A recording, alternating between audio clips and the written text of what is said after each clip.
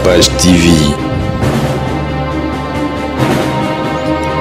Capage TV. Namoni pe moi si na ba ndie wana et ça la normal to za moi singalo le boko opératika. Non. Biso za Monica ne baloba la Bible hein quand la Bible à la Genèse quand Dieu a fini de créer elle a vu que tout était parfait. Donc Nzambe moko en soi a ébiqué a tiki nyonso na mukili na ndenge ya bien. Et là c'est compliqué exacté. Alors pourquoi il est mort déjà qu'il mukili na bien et malade mort est compliqué. Vraiment. Donc ça il y a Nengo Kansate. Il y a encore fantaisie. Il y a encore tout là bon c'est aussi un cadeau hein. OK. Ma bé que yo moko mi soigner. Ça pourtant se faire consulter quelque part.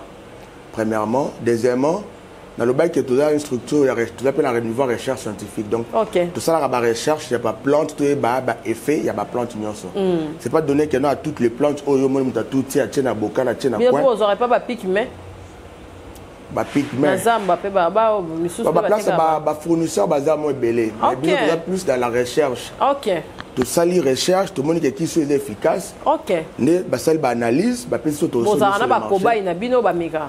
Non, tout ça la analyse dans le laboratoire minene. OK. Ba jeune garçon belé tout ce monde ba zo mela ba hémophore aussi, ba nini ba question là pour ne pas citer les noms, ba mon arabe che pomba mo bona ba paquet, ba la jeune garçon ba zo melango ebelé.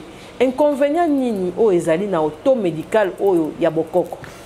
Bongo Benjamin, constate peso renier surtout pas ba bino ba jeune garçon mona ba maladie to alors en kala.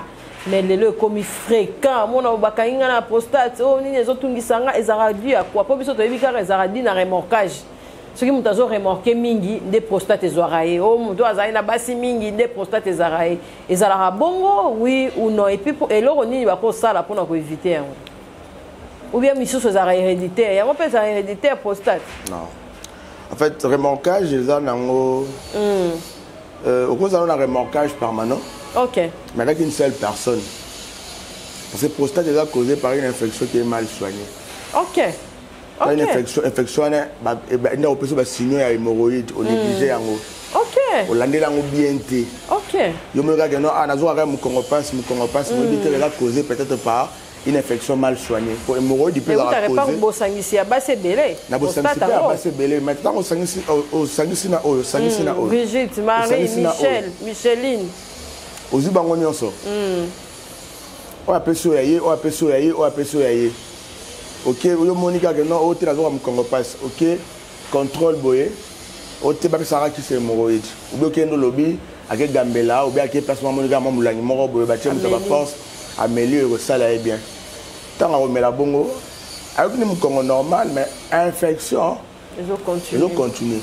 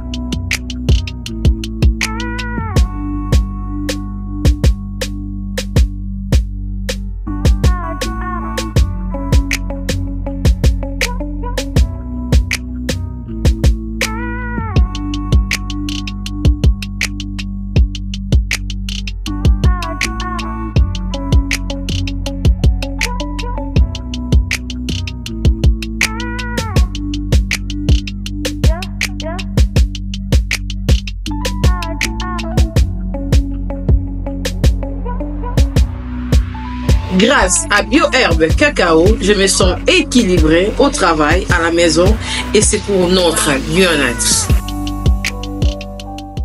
Bienvenue dans Capage Télévision. Merci de nous suivre massivement. Besoin dans la province, besoin dans l'Europe, besoin partout. Au Bolingara Capage Télévision, Zambia, Tchaloboko, Apambola Bissoni en tout cas.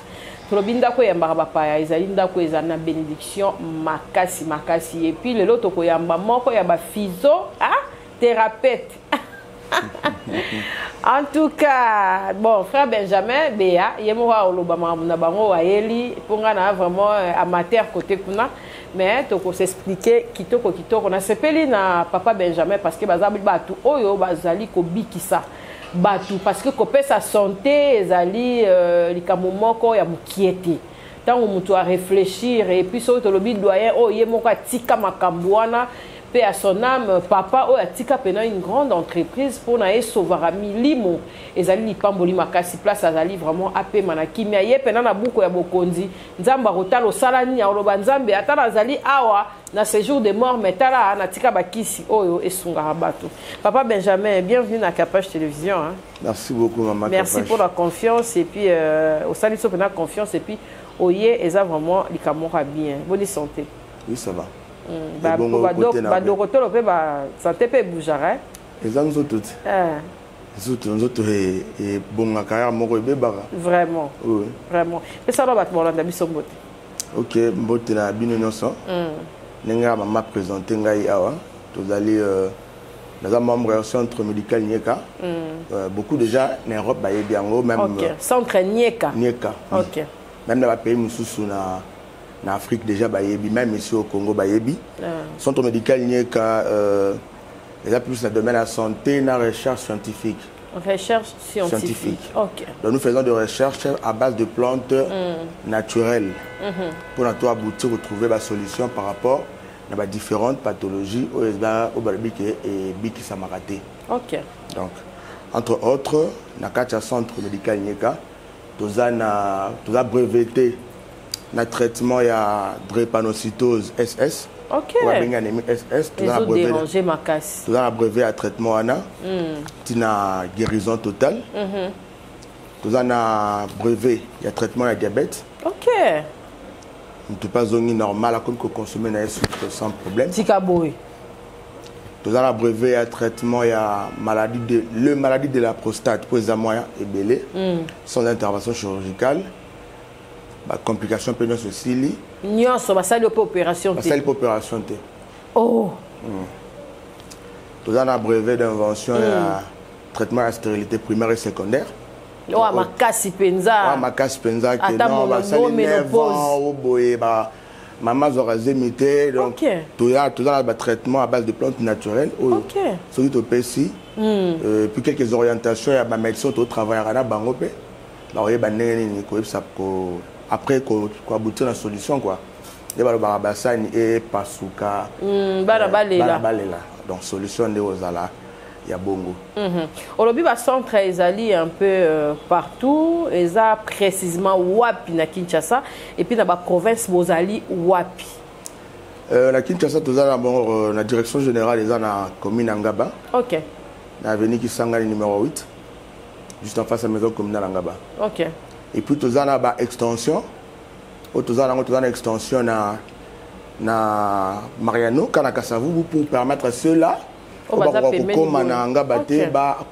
facilement. Tout ça na extension na Cameroun, na ville ya Yaoundé. OK. Tout ça na extension. Congolais peka bazakuna te bosangisa. Ba Congolais na ba Camerounais au bazakuna. OK. Mais les produits ya kamingi awa. Parce qu'ils font plus confiance à nos produits que ba plante ya kuna. Ya bango. OK. Na Douala Pezali, tout ça na antenne na Brazzaville. Il y a une personne qui nous représente là-bas. Donc on travaille sur ça. Et tout ça la collaboration avec partenaires rebellés au Bazar Libanda, Libanda Premier Europe, au travail avec Bango, bénéficier à peine à soins médicaux et à qualité. OK.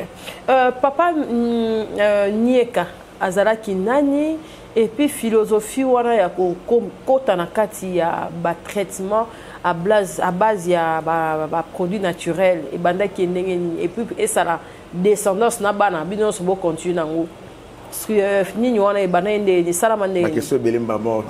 Comprendre hein pona kaka. OK. Papa Nieka d'abord aza oyo biso to benga le rôle là, to benga le professeur en fait. C'est mon père à moi, mais tu bien le professeur. Pourquoi? Parce que déjà, le centre avait existé depuis les années 86-88. Il y a un centre qui a coexisté. Et c'était en 2001-2002 d'obtenir un brevet belé wana tangi tangi. À celle étude, à celle recherche na forêt équatoriale asali ba recherche na ye na Bakongo asali ba recherche na ye na Bandundu asali ba recherche na ye na Kasai asali ba recherche na ye na Sankuru pour na ko aboutir ko trouver la composition il y a ba plante ou ezali efficace enfin que tant ba kenango na niveau à laboratoire ba analyser ba moni que ba plante oyo les types exemple les compositions à bouteille oyo et aussi ça peut être diabète peut-être. OK. Donc c'est à base de ce n'est pas que ba produit à imaginer en gros non. Ce sont des mélanges de plantes oyo ba qui ba analyser na ba laboratoire na biso ya Congo ya awa puis la biso d'abord autorisation mise sur le marché. OK. Et puis bah remettre biso texte toxicologique on a testé quelques compositions où les ali toxiques les malades pour na bateau et on est au salé là quand même jusqu'à aujourd'hui. OK biso basi to lingi pe bataille Benjamin est-ce que vous avez la kisi o ezalaka ata moi si bien maman aboti na césarienne libungoki ozala détoxiquer au le biso moto sala ba solution ya bongo ezali neti libungo ya ozomona jo liboso akomela pe ba kisi komi pe le roi ya yo ezali. Oui effectivement ngazara lokola ye. Ah oui. Ngazara presque na ba 9 ou 100 kilos comme ça. Ah bon kita bondeni. Avec le temps, beaucoup d'efforts et puis d'abord produit sous aux aranangoana. Avec Jolie Moko, tu peux perdre déjà 3 kilos. Jolie Moko, donc c'est un produit au mélango, au mélélo. Il faut que ça une semaine encore pour méla. OK. Donc sur le bol de Sambara, Moko de ça. Combattre la graisse. Oui, oui. On a un sport, na régime alimentaire. Na régime alimentaire, na sport, à la eracolia. OK. Pas au-delà. OK, OK. Merci en tout cas to continuer na yo ba kisi misusu o bino bozo sala ba tupé bazo koka ko somba ya ngoli susute et ko zala ba to moko élevé on a kisi moko ezali $40 kisi moko na nieka ezali $50 ce ko côté ba prix est-ce que botie ba prix abordable pour na batu classe sociale nyonso. Bon tout d'abord l'offre d'abord la santé n'a pas de prix. Bon fanda ka wana la santé n'a pas de prix. Pourquoi on a évoqué pour Wana? Tout d'abord, la médecine ne va pas beaucoup en fait. La médecine traditionnelle, beaucoup minimise Ango. Beaucoup minimise Ango, mais ils ne savent pas que la médecine traditionnelle, c'est la médecine du 3e millénaire. Déjà, médecine, d'après même la conférence, l'analyse faite, et la médecine qui remplace tôt ou tard la médecine moderne. Il y a un lelo dans l'université, dans département, il y a phytothérapie et zali. Donc OK. À l'époque ils allaient rater donc les zali. Lorsqu'on a besoin à la question pour dire que la santé n'a pas de prix, pourquoi? Il y a des exemples. Par exemple, que Papa Zobela peut-être à la prostate, à hypertrophie bénigne de la prostate. Parce que Papa Zobela a une intervention ou une opération. Mais l'opération, on a l'opération, on a 80% de chances de recourir dans l'hôpital. 20% de chances d'habiter à Roumelaté. Ils préfèrent aucune des places où il y a que non, bazana ba brevet, bazana ba soins de qualité. Au préféré aucun n'est pas na bango, au préféré aucun n'est ko tester nzela liwa. Au luko o ya place moni que non solution ezali. Parce que des aboyés na roloba pas pour mâcher les mots. Attendez si le traitement de drépanocytose, ce qu'on bêtit na téléphone na Google, au bêtit BATSS, donc B-A-E-T espace S-S. Tu vas voir directement toutes les informations sur le produit. OK. Journal scientifique, on va tester que qui si oyo, les a soigné. On déjà dans Google, hein? Oui, déjà. OK. OK. Tout ça là journal scientifique et beleza wana. On va saisir au centre médical Nieka, que ce soit sur Facebook, sur Google, tu verras tous les détails. Si on a besoin de témoignages, OK, à YouTube, au centre médical Nieka, au moins, on a des témoignages nuances, et ça, tu vois, na YouTube. Drépanocytose, diabète, stérilité, cancer. Donc, ils sont belés, ils sont belés. Benjamin Béa, merci quand même pour la capacité télévision pour éclaircir biso et puis aussi on a biso le cambo ya bakisi parce que auto médical peut ekoma ba traitement na bino au monde a mutu mususu ayebite mais OK il a mususu na alimentation mo bo monike bazo teka na bango kisi ya bokoko na ba boîte na ba boîte mo ba tekela biso ba jeune garçon ebele to so mona bazo mela ba hémophore aussi ba nini ba question là ne pour ne pas citer les noms ba mona ra ba chepomba mo bona ba paquet ba la jeune garçon bazo melango ebele inconvénient nini o ezali na auto médical oyo ya bokoko. Tout d'abord, d'abord Mabé que yomo komi soigné ça pourtant se faire consulter quelque part. Premièrement, deuxièmement dans le bail que tu as une structure, tu as un niveau de recherche scientifique. Donc, tout ça, la recherche, il n'y a pas plante, il y a pas effet, il n'y a pas plante. C'est pas donné qu'il y a toutes les plantes, il y a tout, il y a un bocal, il y a un point. Vous n'aurez pas de pic, mais fournisseur plus dans la recherche. Tout ça, les recherches, tout le monde qui est efficace. Analyse, non, tout ça, la analyse dans le laboratoire. Il y a une clinique universitaire. Tout le échantillon analysé. Il y a même récemment, j'ai expliqué, même dans le Congo central, j'expliquais même que non. Même le fait de prendre tous les tangawis, soit disant que ce sont les hémorroïdes, en fait les tangawis, ce sont les hémorroïdes. Ah. Je vais même expliquer ça, expliquer Batebele. Non, il y aura soulagement, mais après, douleur est sane. Et aux ongati. Vous allez voir, la pota aux pipi, la pote kauka. Pote kauka. Et soit kaka. Et soit kaka, après douleur est salini. Et katit. Et c'est ce que j'avais expliqué. Tangawis par rapport à l'analyse, et son hémorroïdité. Ok. Son hémorroïdité, donc il y a des traitements plus efficaces que ça. Au Ezawana. Ok, ok. Donc là, on a expliqué que tu as une structure, non. Nous sommes une structure bien organisée. En dehors de la recherche scientifique, tout ça sur ONG. Donc, nos produits sont analysés dans le laboratoire à Minene. Et puis, il y a un niveau à ministère de la Santé. Vraiment. Certifié. Donc, Babylone Absolument, même l'État congolais a yébi que non. Tel et tel produit, ils ont nié comme tout ça qu'il y a un autre qui a présenté alors qu'ils ont été. Ok. Sur Joe a illustré les biseaux quelques produits à Papa Nieka et descendants soana. Papa vendait pour la bino déjà des gars qui sont là, biloko aquatique avec le temps. To bino mo vendait ka ko luka ko observer oh papa a sala ki to bozo ki déjà lengia au sala médecine. Non non, bisonion so tous les cas. Ok, c'est obligatoire. Donc, par exemple, à chaque vacances, il faut qu'il y ait un laboratoire qu'il y ait apprendre. Chaque vacances, il faut qu'il y ait un centre de formation à phytothérapeute ou qu'il y ait apprendre sur d'autres plantes. Parce que dans le domaine de la médecine traditionnelle, il y a des organes pesant à 4. Maman Gambela, il y a un organe à Bango. Ok. Nganga Kis, il y a un organe à Bango. Herboriste, bazan organe na bango. Maintenant nous c'est dans l'organe à phytothérapeute. Ok.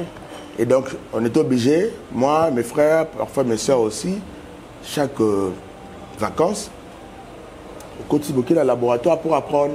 Ok. Pour que telle plante, neti mutaza apprendre ma sucre, mon PC, mon pêche alia. Impérativement au matché soukali. Tikaboy. Malgré bololo mon pêche je suis allé matché soukali. Et Matasukali Neni, et puis Soukali Matandeni, tous ont question. Soukali Matandeni, ça va me pêcher, je vais diminuer à sucre. Et diminuer déjà. Na bololo. Na bololo. En fait, c'est ça bololo. Mais la mécaga au mélange. Et ça bololo. Mais ni nango. Contenu. Contenu nango est dans Soukali. Ah. Oui. Et bongo, va bien en onyo to lia mingi oh Joe, oh to lia. Ngadiadia. Ngadia, ezaka blanc comme ça. Ouais. Bah wana to sali. Ça il y a un bon makasu kas. Makasu na yebe za noix de cola à l'intérieur. Il y a un peu bougeard na côté côté. Wana pe dans tout ça il y a un peu dans. OK. Mais est-ce que sucre et là on y a ko petit ça biso to sale la yango to mela yango mingi même na bana na moni mikolo bazo pour ba pekisa ba bonbon na ba produits succulents parce que ba kangi pe certaines bana na ba diabète peto ezamo élevé et là on y o ba tout population ko éviter pour éviter diabète? Tout d'abord, diabète causé par ton pancréas. Pour pancréas, on a sécréter insuline. Et donc, ton pancréas, comme il a difficulté à sécréter insuline au niveau organisme, on a créé un problème à la langue. Ok. Au moment où on a observé des flou, sécheresse dans mon corps, envie d'uriner à chaque fois. Quelqu'un aussi peut aller uriner comme ça, et uriner après, à petit tour place à uriner, à bout de fourmi baïwana. Donc c'est le signe, oui, le signe, signaux déjà, il y a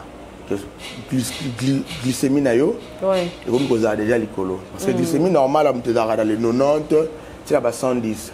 Il y a ce comme la 126 à gêne, donc la tombe c'est déjà dangereux. Ok, ok. Là déjà, il y a déjà des signes de Jésus laxaké. Tu dois aller te faire consulter d'urgence pour abayer qu'est-ce qui ne va pas dans l'organisme d'ailleurs. Il y a un moment toujours l'alimentation, il faut toujours qu'on équilibre. Il faut qu'on équilibre. Il ne faut pas qu'on lire à pondu mingi. Sauf que les antécédents, il y a diabétique, la famille n'a pas trop de pondu. Ok. Pas trop de kwanga, pas trop de loso, pas trop de madesu, pas trop de pain. Donc, bon milk. Mais li qui est comme melanayo, mais il faut équilibrer caca. Il faut équilibrer caca. Donc ça en fait l'organisme est sengaka et ça là na équilibre caca. OK, bilo nyonso ozolia o équilibre en caca. La banane de timta diabétique a roulé à banane plantain non mûr. OK. OK. Roulé à banane plantain non mûr donc. Et c'est un équilibre caca. Bongo Benjamin, prostate pésorinier, surtout pour les jeunes garçons, on a maladie de on kala, mais le comme fréquent, on a bakainga la prostate, on ni les autres ngisanga ezaradi à quoi, pour biso to ebika ezaradi na remorquage. Ce qui m'ont remarqué mingi des prostates ezaraye, oh mon doigt na basi mingi des prostates ezaraye, ezara bongo oui ou non et puis et là on y va pour ça là pour nous éviter. Ou bien mission sur la héréditaire. Il y a un peu de héréditaire prostate. Non. En fait, remorquage, ils ont au cause d'un remorquage permanent. Ok. Mais avec une seule personne. Parce que la prostate est causée par une infection qui est mal soignée. Ok. Une infection, il y a un signe hémorroïde, on néglige. Ok. On l'a bien été. Ok. Je me regarde, non, on a joué à mon congopasse, causé peut-être par une infection mal soignée. Pour hémorroïde, il peut la causer. Mais vous n'avez pas bosangisi à basse belé. Na bosangisi à basse belé. Maintenant, au sangisi na o, sangisi na o. Brigitte, Marie, Michel, Micheline. Aux Ibangonions. On appelle soyaye, on appelle soyaye, on appelle soyaye. Ok, yo Monica que non, tu la joué à mon congopasse. Ok, contrôle boye. O te ba sara qui c'est hémorroïde. Ou bien kendo lobby avec Gambela, ou bien avec placement Monica Mamoulangi moro boye ba tiem ta force. Améliorer ça là est bien. Tant on met la bongo, avec une congo normal, mais infection, ils ont continué. Ok. Tant infection, ils ont continué à l'année à la longue, ils ont créé des problèmes. Ok. Si quand consultation qu'on n'est pas na bino, la centre médical nieka et ça la maka ndengeni. Bo exigera moto à hôpital ya munene. Ayena ba consultation naie à l'ébino vous savez si vous consultez surtout to et ça la marandengeni vous n'êtes pas na bio donc quand il y a ça que de la structure à munene par rapport aux images de mona tout dans la réception à biso à munene zali il y a le fiche il y a le médecin qui sont là au bassin na clinique universitaire OK bazali wana à part ça il y a des phytothérapeutes tels que moi tels que d'autres au bazape wana au baebi. Donc, la personne sous cahier a le canon de la réception. Ok. À s'enregistrer, à saler les fiches, c'est une vito, c'est la consultation. Ok. Ce qui a une nécessité traitement et phyto, carrément, à un traitement et phyto. Ce qui a une nécessité traitement et moderne, directement le médecin qui est là, a dû orienter Malamoko na moderne. C'est comme ça que ça se passe. Mingi ba ko kufa na poison hein. Toto bungi sande ko moi si na biso wa. O toto lo bana pasteur na nga na sima Congo wana que a telier poison il y a 6 mois il paraît-il mais il faut se manifester après déjà biloko kati ya nzoto ezalaki déjà ya kobeba botraitaka mpe poison moto oyo la mosusu azwi poison koyeba yango ndenge nini et puis epa na bino esalamaka ndenge nini mpona ka wana ya baempoisonnement mpona ka ya baempoisonnement totraitaka yango mpe tango plus na extension ya biso eza na Mariano. Ok. Plus na extension eza na Mariano. Bon poison eza comme msusu kozala ozana ngo na nzoto tu sens rien. Oyeba no eloko te ovandi pe omona makambo c'est normal. Tu peux te réveiller matin au salima fièvre to malaise moko boye yo monika normal au hôpital pe ba consulter yo ba komeli yo ba aspirine les histoires comme ça au meli mo yo ki na bien na yango na kati eza ko continuer ko se manifester. Par exemple, il dépend de la place où on attaquer. Souvent, il affaiblissera soit le rein ou bien le cœur. Des facteurs, le rein ou bien le cœur. Au moins, soit comme on a la tension comme on a souvent, pamba. Ou bien, aux autres, se ressentir la douleur au niveau de la reine en permanence. Donc, c'est déjà, en fait, le point de la poison, quand tu sens déjà que il y a une ça ne va pas. Comme si nous autres tournés dans les locaux, ok. Il faut venir vite. Au lieu de Mariano wana, au commis, baroyamba yo. Et là, avec examen, barosali ça au pays à poison et zawana, basali so yango, il va détecter ce qu'on a na yango, tout est. Moté ma paix, bosali sara, ba problème ba cœur pesa makasi. Parce que pour ma cœur, il faut dépendre de la pathologie, ni les organes affectent le cœur. Ok. Le diabète est affecté à cœur. Insuffisance rénale est affectée à cœur. Ok. Diabète, c'est la misout. Même ça rappelle la misout. Ok. Et là, la maladie de Bélé est affectée à cœur. Ok. Donc, ceux qui ont insuffisance rénale, ils soignent un peu. So ba soigner wana ale kuna ebongi na ba oye ba kotala so ba moni que non et aussi na ba soigner pe kuna ba soigner. OK. Ebongi nango pe ebongi nango. À partir ya poto bato balandi biso peut-être na poto libanda mboka ba osala ndenge nyoza ba numéro Benjamin opesa to ba directif oyo ba koki kozala orienté pour bata poto pe bazo bakisi na Kinshasa. Bo freta rapé. Bon, c'est que sous to fretara. OK. To fretara chaque mois vers les États-Unis, la France, bon, l'Europe en globalité, l'Amérique aussi, dans le pays de l'Afrique, au Fretaka. Au Fretaka, tu recommandes un peu, honnête, c'est que non, il faut que sur place. Sur cahier, tu orienté, tu remets la direction générale, tu hospitalises tu dans la salle hospitalisée. Ok. Sur les gens hospitalisés, à Rosala, sur dans la VIP, tu retiens la VIP. Sur Rosala, dans la salle de quoi la bâtiment sort, tu retiens la VIP. Mais sur le monde, Monique, non, bon, moyena, naya ezate, à couper babenga kakaka, tant à kobenga. Après, c'est des détails, après, c'est des coordonnées. À partir de Kinshasa, ça va enregistrer. Ça veut dire, à combien de dossiers, à Zuba résultat, il y a un examen. Pour la salaki, à Tindi, tu imprimer, annexer. Après, c'est comment on le traitement. Et puis, c'est par quelle agence on récupère le produit. Ok. Dans mon pays, moi, si on a un indien, et ça, c'est normal, moi, c'est le bon coopératif. Non.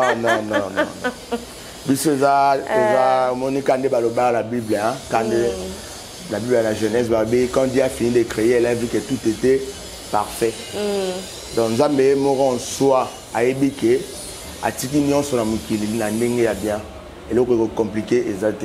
Alors, pourquoi il est mort déjà qu'il est bien, et malade, il est mort compliqué. Vraiment. Donc, il y a un Nengo Kansate. Il y a un fantaisie. Il y a un c'est aussi un cadeau. Ok. C'est un cadeau donc.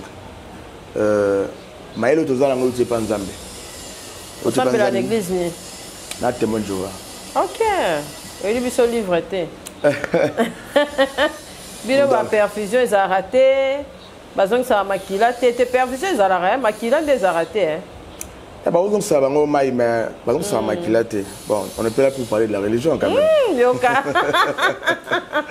Merci en tout cas Benjamin, très content de te recevoir. Ils ont la soukate, sûr que tant que tu as partout tu na ba page ba kozwa lobiko et que ça là vraiment bien épais et que ça là malam mingi numéro na yo na ça si tu chango na émission na biso parce que ba benga yo moko bozana kinérapeutique kuna kiné pe za la rapona ba yo ba sali ba AVC ba AVC ba kawana tu vas en collaboration avec les médecins bayaka bayaka to bengaka au mona bengi aye pendant qu'on a le traitement oyo ye pas la mele côté OK très important na bato balandi biso Benjamin Beya o ça bangoni pour na centre de santé Nieka voilà dans le centre de santé zawana pour na bino n'engaka to comment la solution à votre portée quoi donc solution pour le problème na bino ezali bosso porte na c'est à toi de voir s'il faut venir ou pas. Mais fais comme les autres, ils ont fini par trouver une solution. Amen. Très efficace. Parce qu'il y a Bisso, je ne peux pas dire qu'il y a raté, oui, mais on a appelé Cindy à notre salle là. Amen. Bah, remerciement à banani et puis vous avez besoin d'anagnos sokuna, vous avez besoin de soutenir hôpital na mwa bilamba ya badokotolo o azana besoin ya badra mutu sopa ko kyotinda ya bino bambetu ya hôpital wana ya hôpital les arape bien batapoto po bazara na besoin otinda bakisi na ba centre quelconque malgré que bozana na bakisi na bino mais quelques contenus pe bo halango besoin ou pas message na ba Holanda o baningi ba chalo boko même na ONG le mot de conclure na ONG voilà donc quand le but de la ONG hein le soutien au Yara ONG Baboya Ngote. On a montré que non, nos actions, bien à l'écart de GPA Nabusa Monaki, ma cannabis est qui très efficace pour naïe, tout pour tout le monde a libota naïe. Sur la volonté, il n'y a pas de problème. Donc, on a cadre à ONG, peut-être aussi on a marché belé, peut-être aussi on a pas pas moulaye. Donc c'est un peu ça. Merci en tout cas, frère Benjamin. Tu comme une habitude na souka, au tic habitude verset ni en tant que chrétien, au biso to kangango, tant peut être maladie, to se référer na ngo, pour nous embapper ça lobi quand on met la kiss. Psaume 83 18. Psaume 83 verset 18 et lobini. Loué Yahweh. Attends on y en toutes circonstances. Et souiga wana. Parce que yo bakisa ngo na likambo yo kuta nango. Amen. OK. Merci Benjamin. En tout cas, il y a moko ya balobeli ya centre de santé Nieka o evandi nangaba, ils appellent dans la province nyonso. En tout cas, na Potope tozara elongo na bino. Torocha numéro il y a Benjamin na écran na biso parce que so bobengi ozana problème il y a sucre élevé pardon. Alors, on sa numéro et mon réseau, sa conducteur numéro, on a besoin de problème, il y a sucre, il y a tension, il y a diabète, il y a prostate, il y a nyonson, on a la difficulté à robota, on a trompe mort, na moko en tout cas est compliqué. On zambe azali nzambe la biso nyonso pour na rabilongité. Benjamin numéro koko dicté en suspend na to ba otala, ba noter numéro na yo. Numéro de rapport à part code il y a 243, là 81 86 02 144 81 86 02 144. OK, merci. Au Bengi en tout cas, on a le bienvenu, on a la bienvenue, on a le bienvenu dans le centre de santé Nieka. Merci d'avoir la division en tout cas, ceux qui nous ont bien zongilobité, donc on se retrouve les sous sur notre émission Sika. Que l'Éternel Dieu vous bénisse. Bye. Capage TV. Capage TV.